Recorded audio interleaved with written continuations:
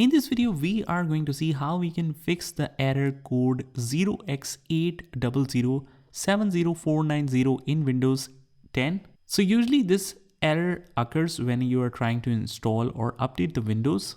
So we are going to see a couple of solutions that might work for you. So without further ado, let's get started with this video. So first of all, if you are having problem with Windows Update, what you can try is the troubleshooter advice that Windows default has, because it has an extensive research in resolving the problems like Windows engineers. So what you can do is just open up the start menu and here just write troubleshoot settings.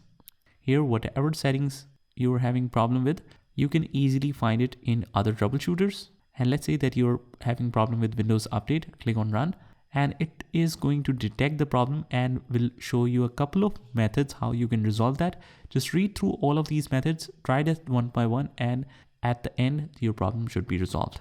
If not, what you can do is just open up the start menu and we need to write here CMD, right click, run as administrator, click yes. If it asks, do you want to allow this app to make changes to your device? Click yes. And I'll just zoom it a little bit so that you can see everything clearly on the screen. We just have to write here SFC /scan_now. Scan now should be one word without any space. So you have to write in exactly the same way. Hit enter and it will begin the system scan. This process will take some time. Begin verification phase of the system scan. So verification is started. It is completed 3%. And we just have to wait until it completes it fully. So once the verification is complete, it will either resolve and show you the error update, or it will show you that Windows Resource Protection did not find any integrity violations. So that is a good thing. And after that, just copy and paste this particular command that also you can find with the description of this video.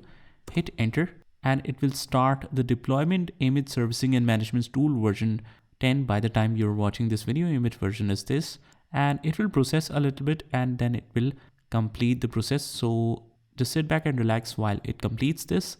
And now it is 100% complete. The restore operation completed successfully.